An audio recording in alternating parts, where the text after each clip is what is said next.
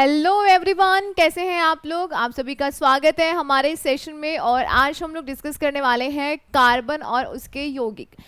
ये जो चैप्टर है ये हमने कल स्टार्ट किया था और ये बहुत इम्पॉर्टेंट है आपके जितने भी अपकमिंग एग्जाम्स हैं उनके लिए।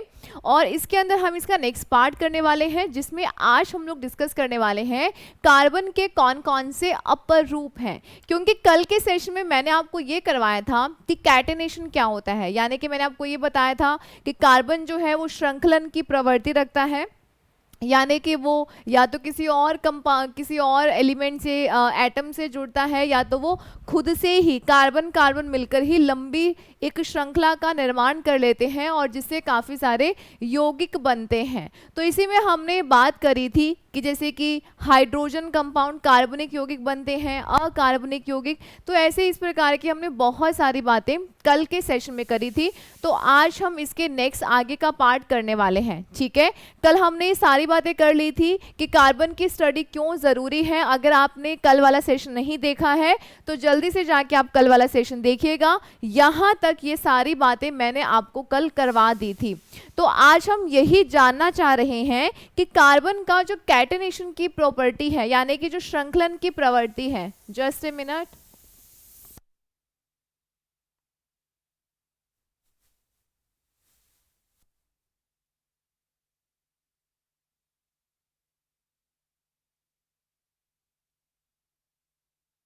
उस प्रॉपर्टी के जरिए कार्बन किस प्रकार से एलिमेंट्स या किस प्रकार से कंपाउंड्स बनाता है वो सारी बातें हम जानने वाले हैं। इस प्रकार से कार्बन खुद के साथ ही बहुत बहुत सारी लंबी लंबी चेन्स बना लेता है। जैसे आपने सुना ना पॉलीमर, पॉलीथीन, मतलब उसके अंदर बहुत सारे एलिमेंट्स होते हैं, बहुत सारे, ठीक है।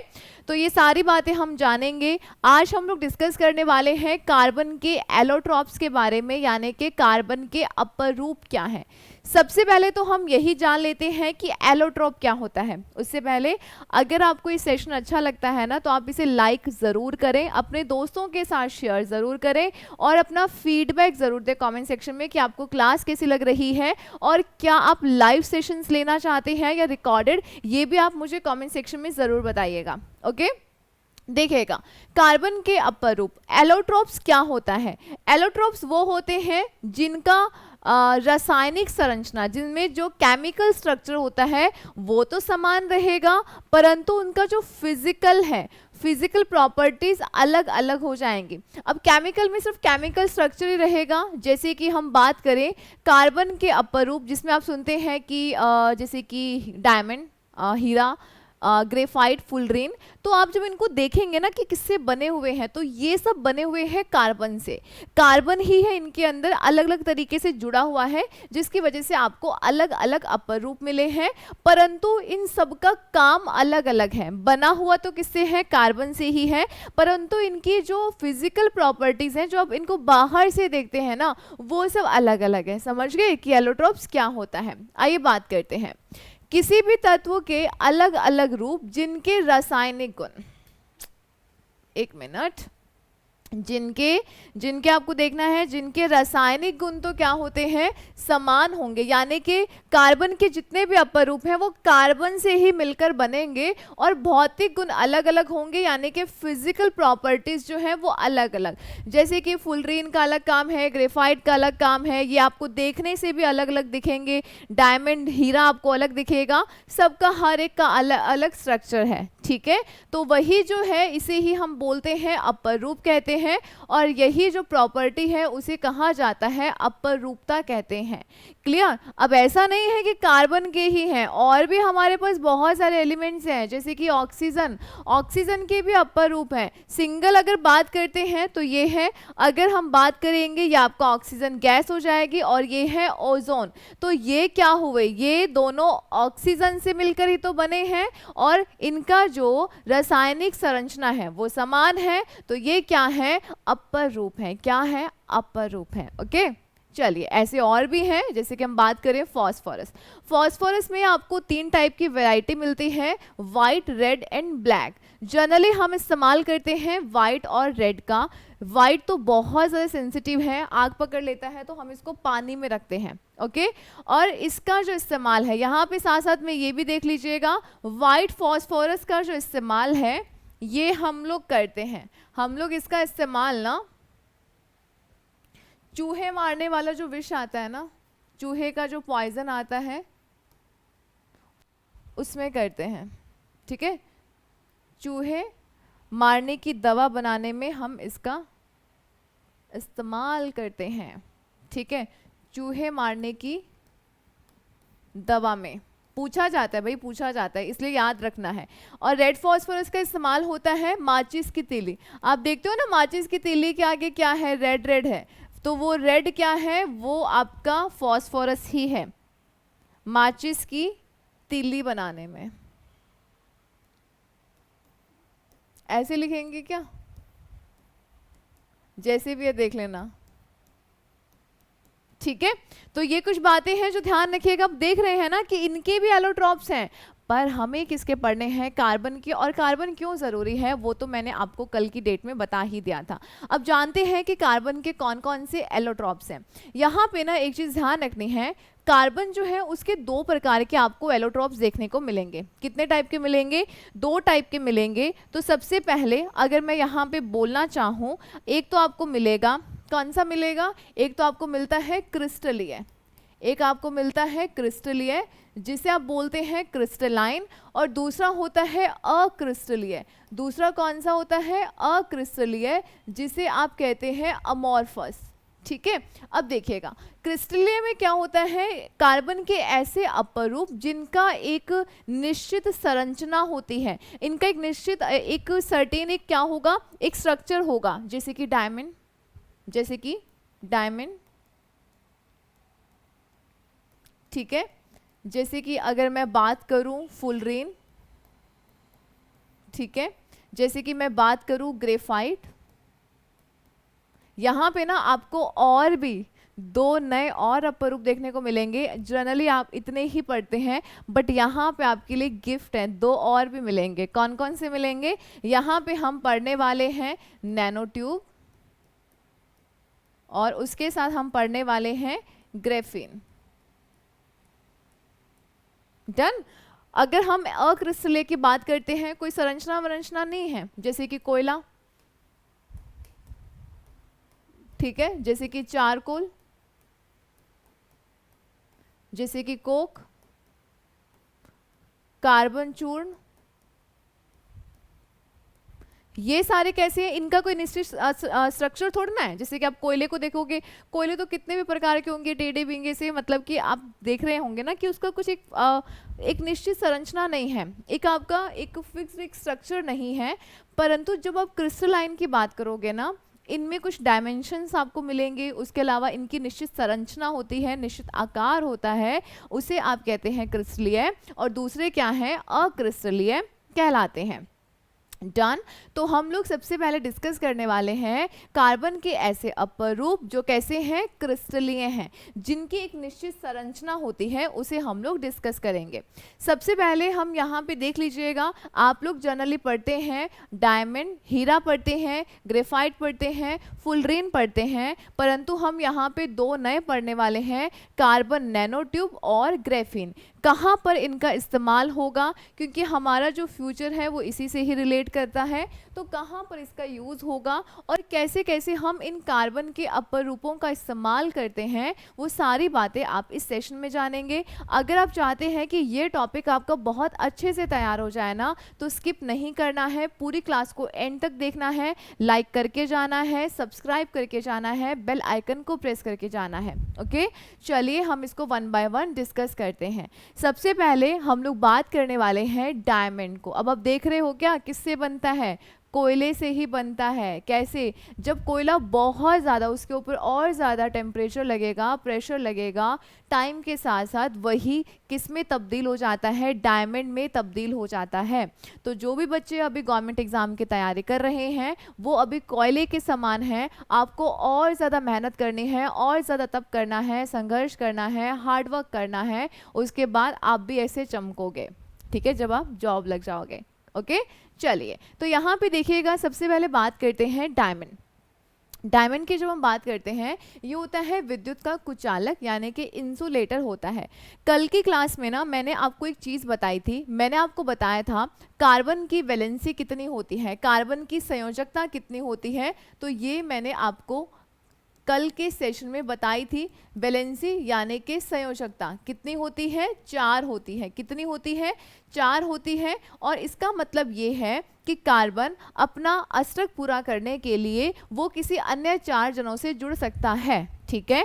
बट यहाँ पर जब हम हीरे की बात करते हैं, डायमंड की बात करते हैं, तो यहाँ पर आप देख रहे हैं एक कार्बन 4 अन्य कार्बन से जुड़ा हुआ है। ऐसे ही ये वाला जो है, ये भी आप मान लीजिएगा कि ये अनदर 4 कार्बन से और जुड़ जाएगा। वैसे ही ये देखिएगा 1 2 3 4, ये वाला 1 2 3 4। इस तरीके से यहाँ पर जब आप देखते हैं कार्बन जो है, एक कार्बन 4 अन्य कार्बन से जुड़ जाता है।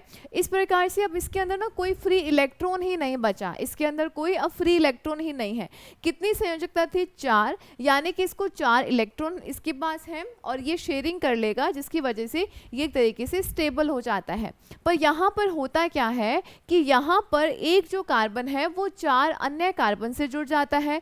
अब कोई फ्री इलेक्ट्रॉन तो है नहीं, परंतु जब भी हमें कहीं से करंट को पास करवाना है, जब हमें विद्युत धारा को पास करवाना है, तो उसके लिए हमें फ्री इलेक्ट्रॉन चाहिए होते हैं। जो इलेक्ट्रॉन फ्री हो, किसी के साथ बंधे हुए नहीं हो, वही इलेक्ट्रॉन आगे मूव करते हैं, उसे ही आप करंट कहते हैं, धारा कहते हैं। अब यहाँ पर इसके पास कोई है क्या फ्री इलेक्ट्रॉन, मुझे तो नहीं दिख रहा है यहाँ पर कोई भी फ्री इलेक्ट्रॉन। ओ सॉरी गाइस, ये ना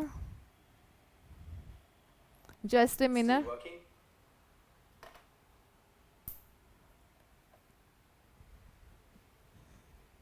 Something went wrong. Please try again.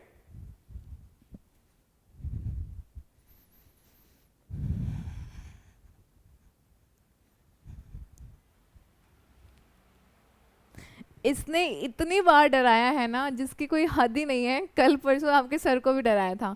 अचानक से सडनली बोल जाता है, सीरी होता है ना आईपैड में, जो भी आईफोन के, जो भी मैक के, एप्पल के जो भी प्रोडक्ट्स होते हैं उसमें सीरी जैसे होता है, एलेक्सा वगैरह। तो ये पता नहीं इसको क्या हो जाता है, बीच में अपने आप से बोलने लग जाता है। चलिए, तो यहाँ पे देखिएगा, यहाँ पर कोई भी फ्री इलेक्ट्रॉन नहीं है। अगर फ्री इलेक्ट्रॉन नहीं है तो करंट भी पास नहीं होगा। अगर करंट पास नहीं होगा तो उसे हम कहते हैं कि ये विद्युत का क्या है, ये है विद्युत का कुचालक। विद्युत का क्या है, कुचालक है, यानी कि आप कहते हैं ये क्या है, इंसुलेटर है। क्या है, इंसुलेटर है, क्योंकि यहाँ से करंट पास नहीं होगी, यहाँ से इसमें से करंट फ्लो नहीं होगा। डन, ये आप बहुत अच्छे से ध्यान रखिएगा। यहाँ पर जो एंगल बनता है वो बनता है 109 डिग्री 28 मिनट का बनता है। ये भी अक्सर एग्जाम में पूछ लिया जाता है, जैसे कि मैंने आपको करवाया था। मीथेन के अंदर भी क्या है, एक कार्बन अन्य 4 से जुड़ा हुआ है हाइड्रोजन से, तो वहां पर भी जो बंध बनता है वो 109 डिग्री 28 मिनट का ही होता है। क्लियर। तो अब यहाँ पर देखिएगा, इसका ये जो स्ट्रक्चर है ना, ये जो स्ट्रक्चर बनता है ये कैसा होता है, 3D होता है। कैसा होता है, 3D स्ट्रक्चर होता है।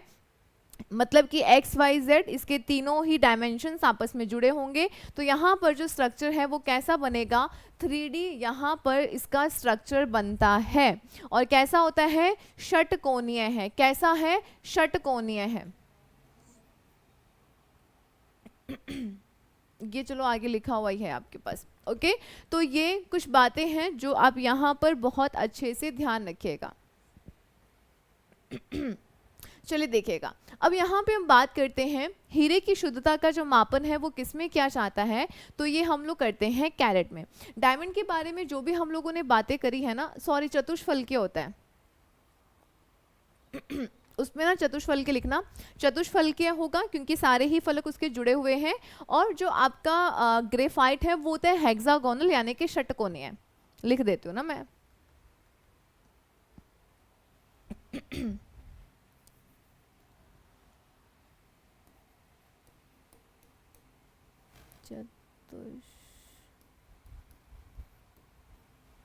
टेट्राहेड्रल, यानी कि टेट्राहेड्रल है। ओके, चलिए इतनी बातें हो गई हैं। ये सारे आपको डायमंड के बारे में याद रखनी है। अक्सर एग्जाम में पूछा जाता है, एक कार्बन 4 अन्य कार्बन से जुड़ा होता है, कैसा स्ट्रक्चर बनाता है, 3D स्ट्रक्चर बनाता है, चतुष्फलकीय है। उसके अलावा ये विद्युत का कुचालक होता है क्योंकि इसके अंदर कोई भी फ्री इलेक्ट्रॉन नहीं होता है और करंट को पास होने के लिए फ्री इलेक्ट्रॉन की आवश्यकता होती है। देखिएगा, कार्बन को हम कैसे मापते हैं, जैसे कि हमने देखा है ना, सोने को भी हम कैरेट में मेजर करते हैं, वैसे ही हीरे की शुद्धता का मापन भी कैरेट में किया जाता है। किस में किया जाता है? कैरेट के अंदर किया जाता है। और इसमें कार्बन बंध की जो लंबाई है वो होती है 1.54 एंगस्ट्रॉम होती है। कार्बन कार्बन बंध की जो लंबाई है, ये लंबाई की हम बात कर रहे हैं, कितनी होती है? 1.54 एंगस्ट्रॉम होती है। कई बार पूछ लिया जाता है गलनांक यानी कि मेल्टिंग पॉइंट कितना होता है। अब आप देख रहे हैं कि काफ़ी ज़्यादा मेल्टिंग पॉइंट होता है, कितना है? तो ध्यान रखिएगा 3874 यानी कि 3874 केल्विन। केल्विन में है, डिग्री सेंटीग्रेड में नहीं है ये वाला, ठीक है। तो ये कुछ बातें ध्यान रखनी है कार्बन के बारे में। अब कार्बन के हम बहुत सारे यूज़ करते हैं। अब सबसे पहले दिमाग में आता है कि मैम डायमंड का हम बहुत सारे यूज़ करते हैं। तो सबसे पहले आता होगा कि ऑर्नामेंट्स यानी कि ज्वेलरी में इस्तेमाल करते हैं, नेकलेस है, रिंग्स है, ये सब बनाने में भी हम इसका इस्तेमाल करते हैं।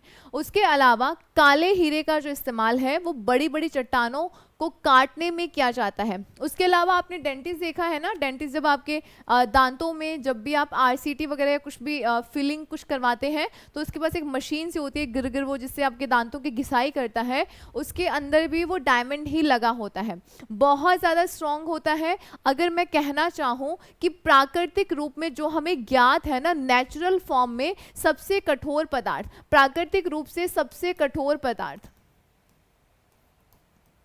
ठीक है, प्राकृतिक रूप से सबसे कठोर पदार्थ जो है वो कौन सा है? सबसे कठोर पदार्थ जो है, ये ध्यान रखिएगा, डायमंड है। कौन सा है? डायमंड है। कैसे? प्राकृतिक रूप में है। कैसे? नेचुरली फॉर्म में है और सबसे कठोर पदार्थ है, ठीक है। ये मोस्ट इंपॉर्टेंट है जो आपको याद रखना है। आगे हम बात करते हैं ग्रेफाइट। ग्रेफाइट जो आपने जैसे देखो, अब आप देखोगे ना, अलग अलग रूप है और अलग अलग ही इसके यूज होंगे, बहुत इंपॉर्टेंट है, हर एक अलग, एक दूसरे से बिल्कुल ही अलग है। ग्रेफाइट, ग्रेफाइट को सिंपल से समझना चाहो ना, पेंसिल देखी है ना, पेंसिल, पेंसिल के अंदर जो काली सी नोक होती है जिससे आप लिखते हैं वो ग्रेफाइट ही है, ठीक है। इसे काला शीशा कहते हैं, प्लूम बैगो भी कहते हैं, इसे लेड पेंसिल भी कहा जाता है। अब यहाँ से ना क्वेश्चन आता है कि लेड पेंसिल में लेड कितना होता है? लेड पेंसिल में लेड, लेड यानी कि शीशा, कितना होता है? ध्यान रखिएगा, यहाँ से आता है लेड पेंसिल में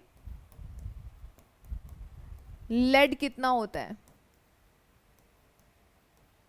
आंसर कीजिएगा, हाँ, ठीक है। और मैं इसका आंसर आपको कल बताऊंगी, या आपको कमेंट सेक्शन में करना है।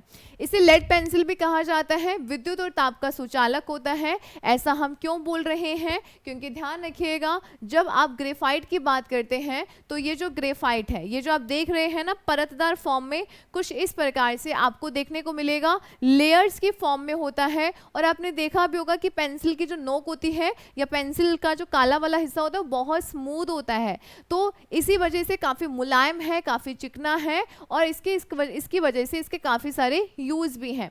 तो यहां से इसकी ना और प्रॉपर्टीज हमें जाननी है। क्या? देखिएगा, यहां पर आप जब भी देख रहे हैं तो आपका यहां पर जो एक कार्बन है वो 3 अन्य कार्बन से जुड़ता है।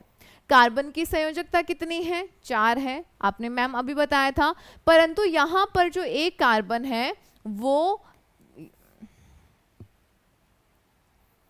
यहाँ पे देखिएगा, यहाँ पर एक कार्बन जो है वो 3 अन्य कार्बन से जुड़ता है। इस प्रकार से जुड़ेगा। एक फ्री इलेक्ट्रॉन है ना, क्योंकि संयोजकता कितनी थी? 4 है वैलेंसी, तो अभी भी इसके पास एक फ्री इलेक्ट्रॉन है।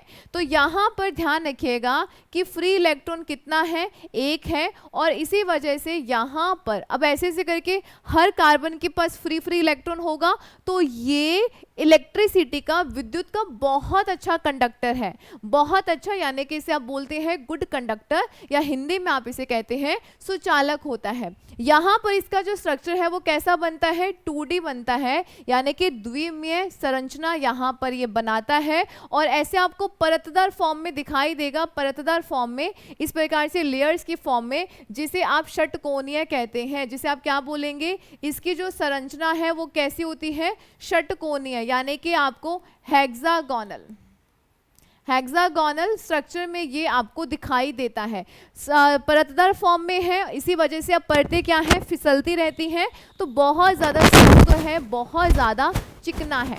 क्लियर? इतनी बातें आपको यहाँ पर ग्रेफाइट के बारे में ध्यान रखने हैं। अब बात कर लेते हैं कि ग्रेफाइट के यूज़ कहाँ पे हैं। सबसे पहले तो वही पेंसिल में आप देखते हैं काफ़ी चिकना है, स्मूथ है, तो हम इसका जो इस्तेमाल है वो हम करते हैं, जैसे कि बहुत बड़ी बड़ी जो मशीनरी आती है ना, मशीनरी में क्या है, जैसे जैसे मशीनें चलती हैं तो घिसावट होती है, घर्षण की वजह से आपस में घिसती हैं, तो हम चाहते हैं कि घिसे नहीं, तो हम उसके अंदर ना कुछ ऐसे स्नेहक डालते हैं, मतलब कि लुब्रिकेंट्स डालते हैं, तो उसमें हम ग्रेफाइट का इस्तेमाल करते हैं। कैसे? ड्राई लुब्रिकेंट, यानी कि शुष्क स्नेहक के रूप में पाउडर की फॉर्म में करते हैं। जैसे आपने ग्रीस देखा है ना, साइकिल वाइकिल सही से नहीं चल रही है, गेट सही से बंद नहीं हो रहे, तो या तो हम ऑयलिंग कर देते हैं या ग्रीस लगाते हैं, तो ग्रीस लगाने से क्या है, चिकनापन आ जाता है और वहां पे एक स्मूथनेस आ जाती है, चिकनाहट आ जाती है। ऐसे ही मशीनों की घिसावट को दूर करने के लिए हम इसका उपयोग शुष्क स्नेहक के रूप में करते हैं। ठीक है। उसके अलावा परमाणु भट्टी, जो भी हमारे नाभिकीय न्यूक्लियर रिएक्टर्स होते हैं, जो हमारी परमाणु भट्टियां हैं, जहां पर हम बिजली बनाने का काम करते हैं, और भी बहुत सारे काम होते हैं, तो वहां पर जो न्यूक्लियर रिएक्शंस होती है ना, नाभिकीय अभिक्रियाएं, उन अभिक्रियाओं को कंट्रोल करने में भी ग्रेफाइट का इस्तेमाल किया जाता है। क्योंकि जब हम यूरेनियम वगैरह पर क्या करते हैं, न्यूट्रॉन की बौछार करवाते हैं, तो न्यूट्रॉन इतना जिद्दी और इतना लचीला है कि वो बार बार रिएक्शन करता रहता है, तो उस न्यूट्रॉन को ना कंट्रोल करने के लिए हम यहाँ पर ग्रेफाइट का इस्तेमाल करते हैं। ओके।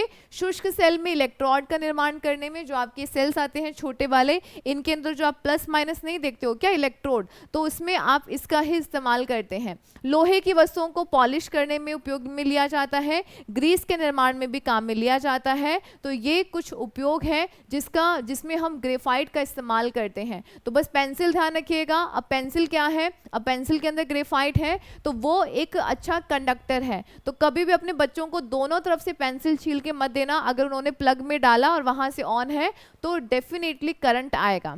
हालांकि कभी किसी ने ट्राई नहीं किया है, आपको भी नहीं करना है। इसलिए आपने देखा है क्या, पेंसिल के पीछे पीछे एक ब्लैक सी लेयर सी होती है, काफी थिकनेस सी होती है, वो इसी वजह की होती है। वो कैसी होती है, विद्युत प्रतिरोधी होती है, ताकि करंट वगैरह नहीं आए। अगर दोनों ही तरफ से पेंसिल छिली हुई होगी, अगर आपने उसको प्लग में डाला, स्विच ऑन है, तो डेफिनेटली करंट आएगा। और ये ट्राई नहीं करना है, समझे। कहीं सोचो कि ना एक बार ट्राई करके देख लेते हैं, कहीं मैम सच बोल रही है झूठ बोल रही है, ट्राई तो कर ही लो ना। ऐसा होगा क्योंकि वो क्या है, इलेक्ट्रिसिटी का बहुत अच्छा कंडक्टर है, इसी वजह से करंट आएगा। चलिए आगे हम लोग बात करते हैं फुल रेन। फुल रेन यानी कि आपने देखा होगा, इसका जो स्ट्रक्चर है वो आपको ऐसे बॉल के जैसे दिखाई देता है, फुटबॉल के जैसा सा दिखाई देता है, और इसका नाम क्या है, फुल रेन है। ये जो फुल रेन है ना, ये कृत्रिम है, ये नेचुरल नहीं है। ये कैसा है, कृत्रिम है, इसे बनाया गया है, इसे बनाया गया है। ये आपको नेचुरली प्राप्त नहीं होता है। जबकि हम जब बात करते हैं किसकी, हम बात करते हैं ग्रेफाइट की, हम बात करते हैं डायमंड की, तो वो कैसे हैं, नेचुरल हैं। वो कैसे हैं, नेचुरल हैं। देखिएगा, इसकी संरचना फुटबॉल के जैसी होती है। जानकारी बंक मिस्टर फुलरेन ने दी थी, जिसकी वजह से हमने इसका नाम फुलरेन रख दिया, और इसे बकी बॉल के नाम से भी जाना जाता है। यहाँ पे वैसे तो C60, C70, C50 इस प्रकार के आपको फुल रेन मिलते हैं, परंतु जो C60 वाला है ये सर्वाधिक स्थायी संरचना वाला फुल रेन है। और ये भी कैसा होता है, कुचालक होता है। इसमें भी सभी कार्बन की जो संयोजकता है, या बोल सकते हैं एक कार्बन जो है वो अन्य 4 कार्बन से जुड़ा होता है। तो यहाँ पर भी आपको फ्री इलेक्ट्रॉन नहीं मिलेगा। जहाँ पर फ्री इलेक्ट्रॉन नहीं है ना, वो कैसा होगा, इंसुलेटर होगा, वो कुचालक होगा। डन, समझे। इसके अंदर 32 फलक होते हैं, जिसमें से 20 होते हैं षटकोणीय ऐसे वाले, और 12 कैसे होते हैं, 12 होते हैं पंचकोणीय कुछ ऐसे वाले।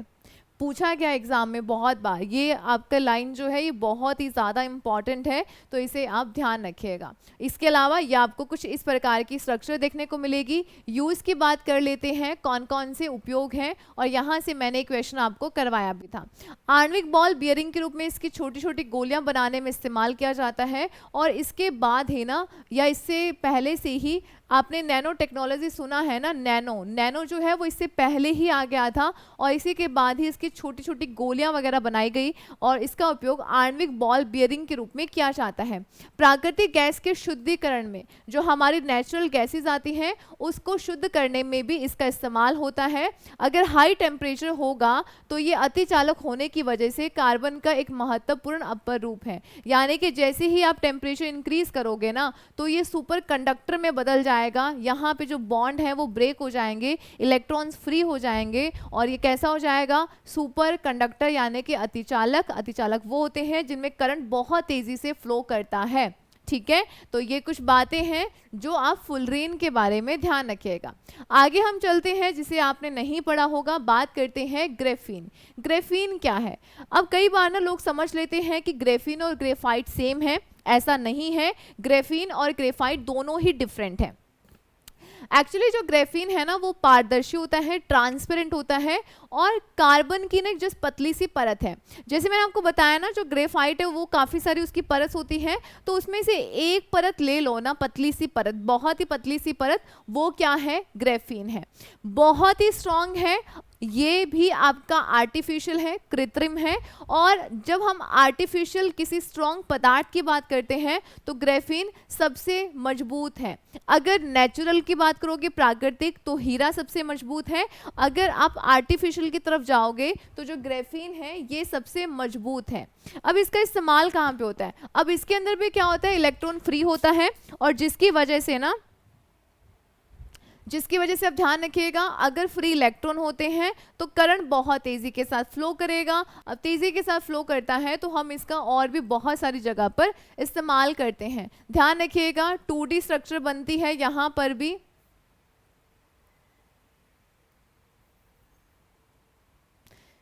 ठीक है, कैसा बनता है, 2D स्ट्रक्चर बनता है। इसी वजह से यहाँ पर ये करंट का क्या है, एक बहुत अच्छा कंडक्टर है, और इसमें करंट को कंट्रोल करना भी आसान हो जाता है। पारदर्शी है, और एक अणु की मोटाई वाली सामान्य कार्बन की पतली सी परत है, बहुत ही पतली, जालीनुमा, जैसे जाली होती है ना पतली सी, वैसी ही है, पर स्ट्रॉन्ग बहुत है।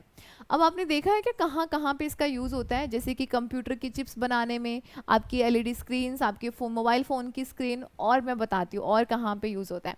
आपने देखा है कि बड़ी बड़ी मूवीज़ में, जैसे कि कोई कुछ हॉलीवुड की मूवीज़ हैं या कुछ बॉलीवुड की मूवीज़ भी हैं, जैसे कि क्रिश वगैरह, या बहुत सारी, जिसमें क्या होता है कि ना आपको एक स्क्रीन से दिखाई देती है, और जिसपे लोग ऐसे फटाफट से काम कर रहे होते हैं।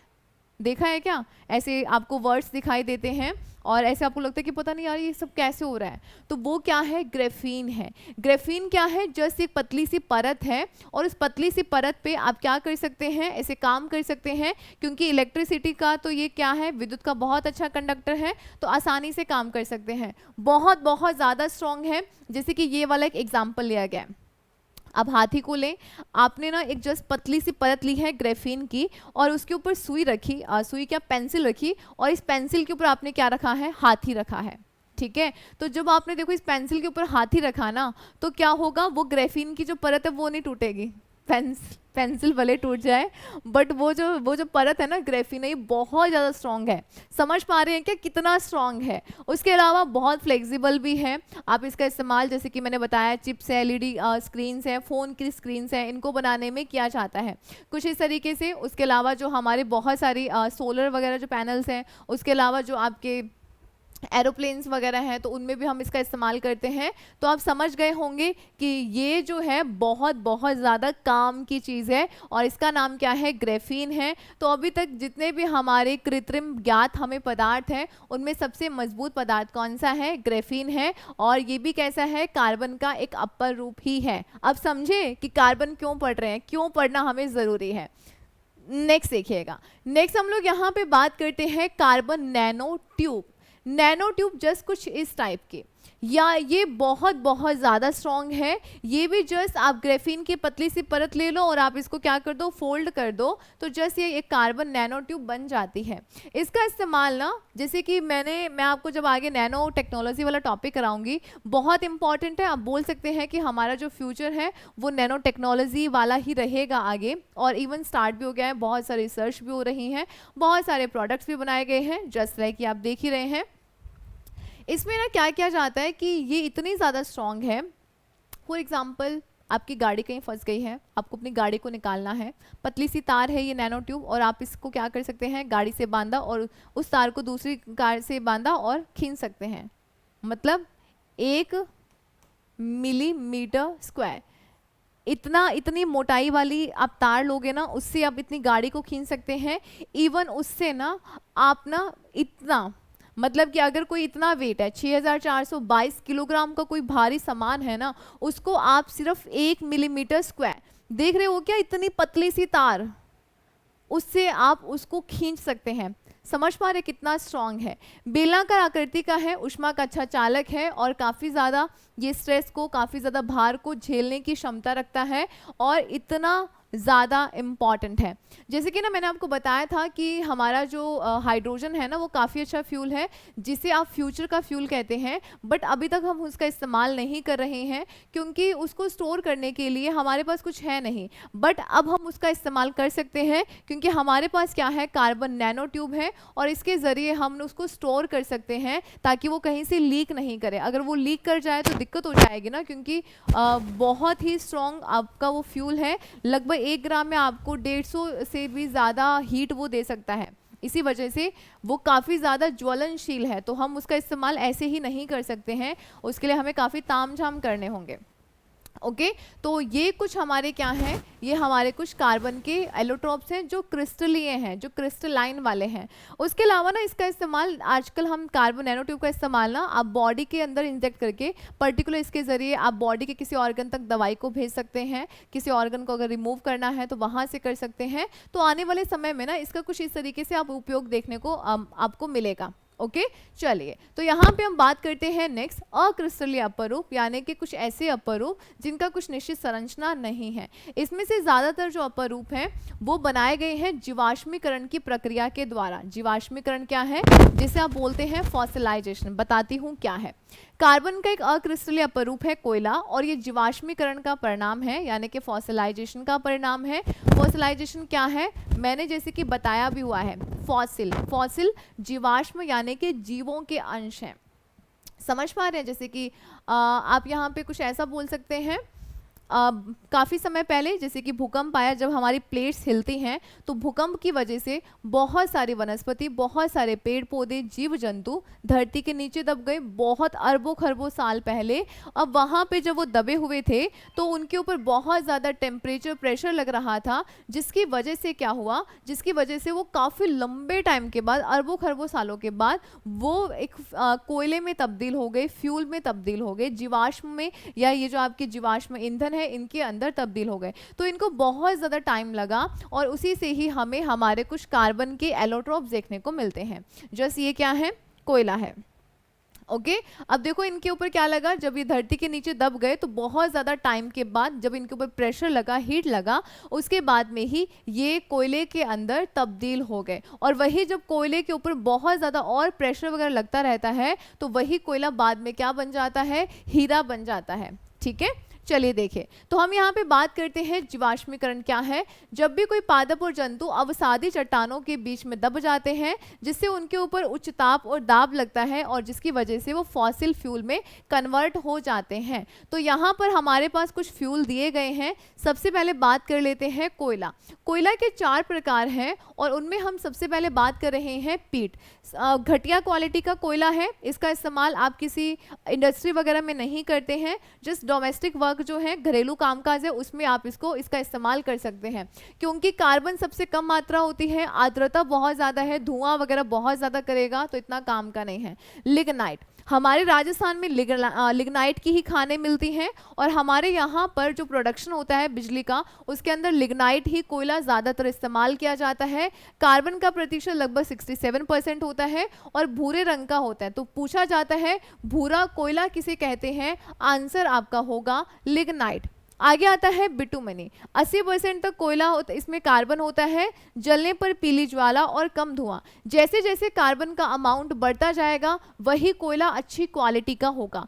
उसके बाद में आपका आता है एंथ्रेसाइट। अब यहाँ से क्वेश्चन कैसा आता है, क्वेश्चन आता है कि इनमें से कौन सा सबसे अच्छी क्वालिटी का है या इनमें से किसमें कार्बन की मात्रा सबसे ज़्यादा मिलती है, कुछ इस टाइप का क्वेश्चन आपसे यहाँ पर पूछा जाएगा।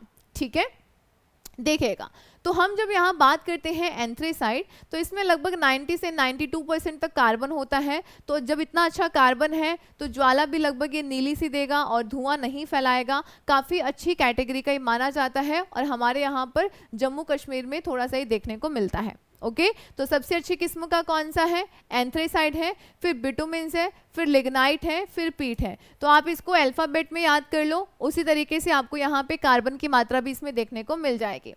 आगे हम बात करते हैं कोक। कोक है, कोल, चारकोल वगैरह, ये सब क्या है।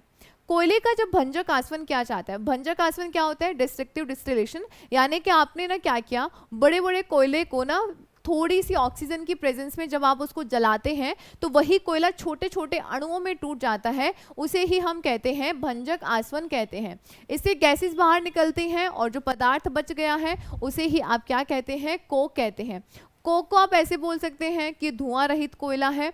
इसका इस्तेमाल भट्टियों में ठोस ईंधन की फॉर्म में किया जाता है, जो थोड़ा पाउडर की फॉर्म में होता है। अब कैसे प्राप्त किया है, कोयले को जब आप एक बहुत अच्छे खासे टेम्परेचर पे रखोगे और ऑक्सीजन बहुत कम रखोगे या ऑक्सीजन नहीं रखोगे तो उसकी प्रेजेंस में जो प्राप्त होगा छोटे छोटे अणुओं के रूप में वो जो टूट जाएगा वही आपका क्या है, कोक है। ओके, ये जस्ट बताने के लिए है और साथ में आपको यहाँ पे आइडिया देने के लिए है कि ये आपके अक्रिस्टलीय हैं। क्वेश्चन ज़्यादातर आपकी क्रिस्टलीय से पूछे जाते हैं, बट आपको ये भी पता होना चाहिए कि ये हमारे अक्रिस्टलीय हैं, तभी तो आप उनमें रिलेट कर पाओगे ना कौन सा क्रिस्टलीय है और कौन सा अक्रिस्टलीय है।